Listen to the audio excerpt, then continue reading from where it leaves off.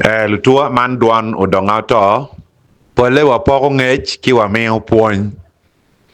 do alego ni ka bi wunyi lo ke nyamo ka pen yang e goy chimi penyu pien wan ko bete ma ana tie e tim me lo ka Balaalo ni no tien lo ke ana ngeo an party la tera ma yere office ana ti volunteer ngat ma mena mia pera kana so ka winyo o lo mane mo kate ki yet ki lep chino ana gam ni ni miu no ter ni ini pek information mano wan le kere ni so no mer budlok ti tur pie ko kere ba meno ni pe be tor chuny ma kira chuli dong enno kai mer ya po geno ma meta na chuli wigi po bitwo me ye meno no megi na mer ko do win lok kama beti un en mo wate wai ni Balaalo mas go ni na para ngwen ni ki bi kwano gira wene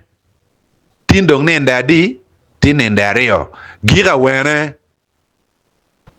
ka ngara no gamane koni go gam pian an level mati ye atika lok atika nongo tam ke bod dan ma do atika nongo tam ke bod jomo ko para wa nyingi kan la ja chara wate ki ruara chana a chara wate ki ruar Yusuf Adek a lok chim ki tian madua ta ki minister mona a lok bene kila dit ba megwa mi kot madong para wa nye ka a lok ke gi weng so anati tiji pata tiji wiya charo donga a lok ke MPs gil barolana a lok ki okien Minyang tam ngom ma mier watimu so un ene mo kati ka lok ni ngwek Owili mi Australia ke nyew donga ni plan ni dong tiningo in dong plan ni tiningo at least one watika temo geno in plan ni tiningo wa dong do wan do dol cheng wa dong inde do ke Australia ke nyewe so ma pie chu ka yeto dano ke penyi niang le mono ke wani don't kill the goose that lays the golden egg. Now, ninda para ngwen ni gira we. Men la pen ma che. Mi ario, kan nina para ngwen no karo. Che Balaalo po a, obiti mo ngo. Plan wa ma chala churi tini ngo. Pian hun jo mo kano te ko beri. Ah, John wow. In John wow. Ina chuli miti a winyu duano donga ni. Miti winyu duano donga ni. Iri tawa ni upawar ya upawar la wara ke ngom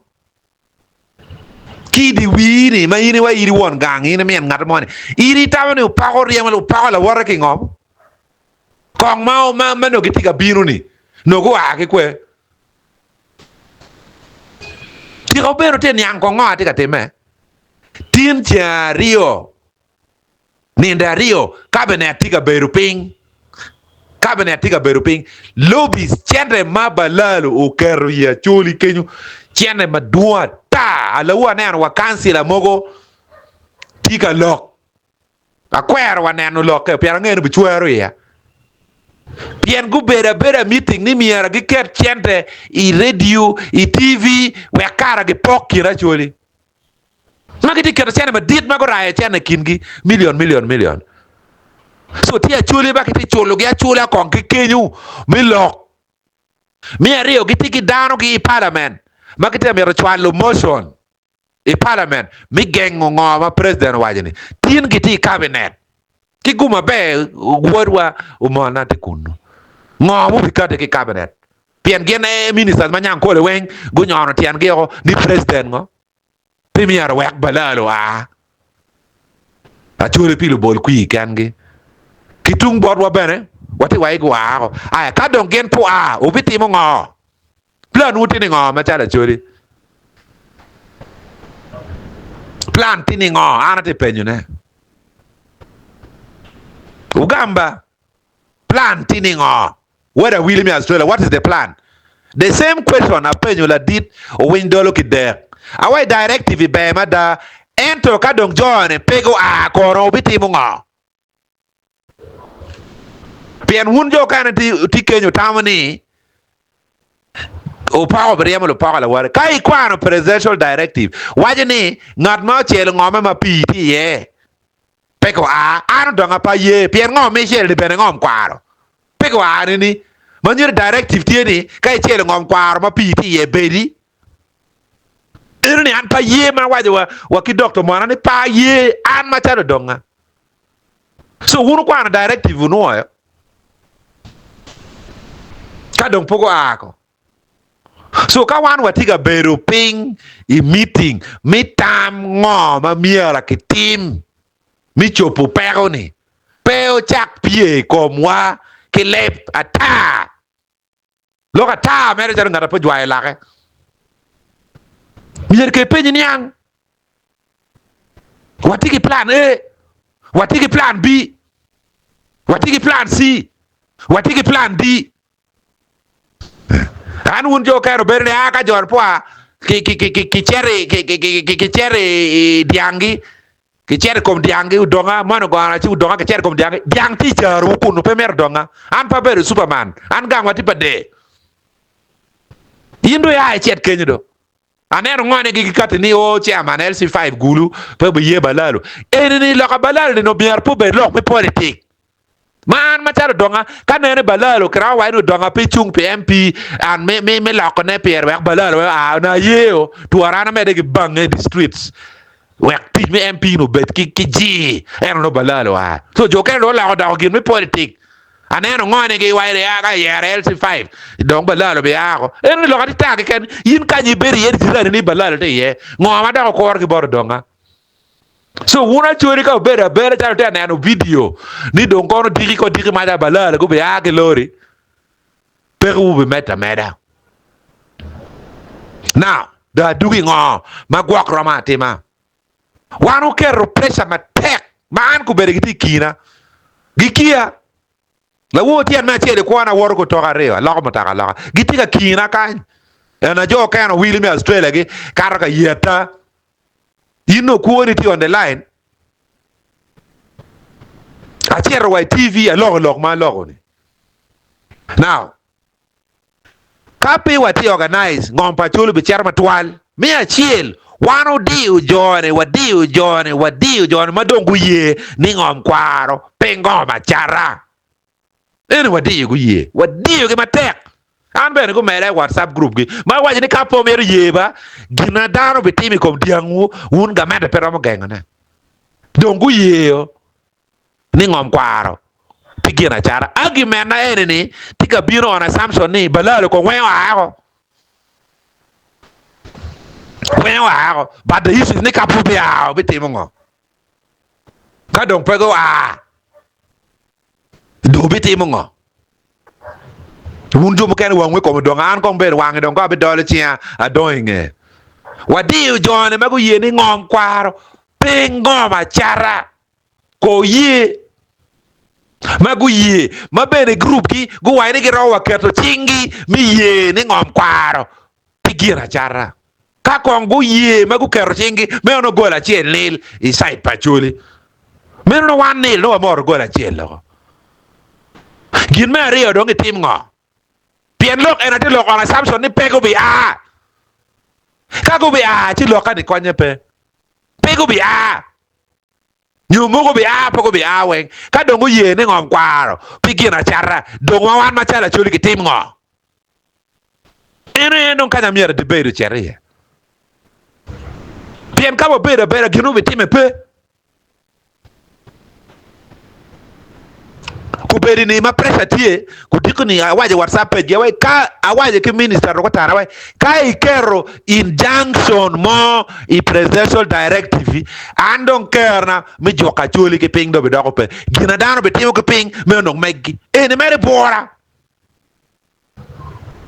piano ke mere chere kor be no injunction kor mi wilo ni mi mere chere ki kero injunction gwak ngaye gi ko ni luor don mo 7 gwak ngaye gi la dit mi court area window but Uganda pingene away kai kero injunction de medo yet a doing kom yet wero injunction no me no Owili mi Australia bana na choga yera ni no nge lokki wero injunction away wero beri we wero beri we jono dongu ye ni customer land pe ngoma chara go ma bene pia wati lok a chero bo ruor man aya jo ma do char ngome ka do ngom dong du bora choli ngome do pigi dwak bodgi la do chak ngome do put dwak bod jo mo charne do chet bora nga Owili mi Australia ro gamne Igamo aya akul pa jona ti Aliba para chiel ya Acholi akul Aliba para chiel akul moko gala ti ye akul moko kalam mi puti ye kore wacher poro pa jona che koni kel toy kom dano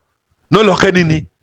lancha o kien pipi gena la gilpar go cher ka tuaro diang I poro diang luak makeni ma diang wore poro gini lubu kogi luak lubu kogi jo kan te wacho ni en madongo me chene ne Acholi long luo Acholi mo do luo ni gen dongi chamo chene ga jone ko ne ke makogi no mi ke makgi nyar ke makgi gi twal gi buj obtaining money by false pretense men ma chala an lawyer a kercha ye mi ke makgi eno jo kan te wa no kira dong no jone ko no me miliona ali mia boro ali mia bor eka chiel kono 1.1 eka chiel dong team calculation ni dong dia mod lum pe kara mo ni ya dong jono nyogwak bene kara ma dia umori lumi dong beno kara go dong wa me chielo pugu dugi so kan ngata tika raising that issue enoni no dong la ban inde me wa alternative mo kana do majo matika raising group anyway ni kikati ki formula Pien will pang ngom ya Acholi wanu ngeo ali mia reo eka chiel mwaka chiel so ali mia bor maki wele ke eka ni no rome ke pa eka ngwen dong ek mwaka ngwen do tumo dongo go cheto those are issues man no watika debating in various platform Balaalo ni mukene bene gulo ko ngom ma megwa Elise gulo ko ngom ma megwa Elise gu kwayo ngom kwaro customer land gulo ko Elise all District land board min waya gi zero gi amor ge o men gi lizo ene be wate kele lok ni liz ene mier ki ngolo liz ene ka gi ngolo kong mier ki dwak nying won ngom tika do won ngom mero won ngom dong rom leasing pe mwa mano na mwa bija biche nying Balaalo pian po mer ni ngom chat matwal Owili me Australia ka kendo ngine game ene ngo jono because category ka jono tigera bich eri ni game yeni nga upian wati ka tichiri ya riya lo tekom ngata mo tika word ki land title ma la ko customer land Elise hall wati ka wajini customer land Elise speak me Banyankole direct pian gen ku bolu chente district land board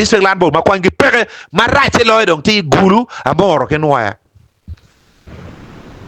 meno yoni category ma pat la wo bere do ka chomi ko Banyankole ma tiki free hall ngom ma mege ma twal ma do ber premier wa renewing list ene chaka ni ngom pa choli do tiki free hall ma do mege ma twal gere pe ma million ma pat list to ara leasing e ma pia reo ma pia de romo dugu meno wengo category ma pat aya ti Balaalo makitika la ma bere po wilo ngom kwaro mo ma bene pe gu wilo gu pawa ngom mo gitika la ikin ping ka modu porro ka dano gidua ta yo me fam kacha I ngom blakangwe gidua ta ene me mi tu riema gu donyo bana ligo biro di wo chika some of us watika tam kit mi chopo peroni size a chiel peromo dan weng one size cannot fit all. Ti group mo you pa Balaalo giti yo ki free all. Gu no ni mi ar ki kwet. District mera mo me ni ki free all. Pingo. Balaalo mo go ti ki lease all. Ma gu no go lo customer land to lease all. Balaalo mo go ti ma gu no lease ki bora Acholi no ti ki lease Acholi me ni ki lease. Balaalo mo go ti ma giti ka wach ni pian giti customer land gi wela wati wani ngom kwar pe ngom achar Balaalo mo tie ber magiti laga manono ya Acholi kan now pero ene tiga biro kan ma wan to ati organize ruodi urngeo per matikin ruodi politician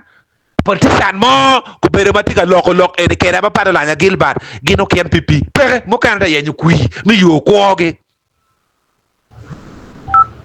ngama do bi konyo iperen so kawatika tiki wiwa mi konyo kara meneno ngomo aramo nongane mabe lo in this circumstance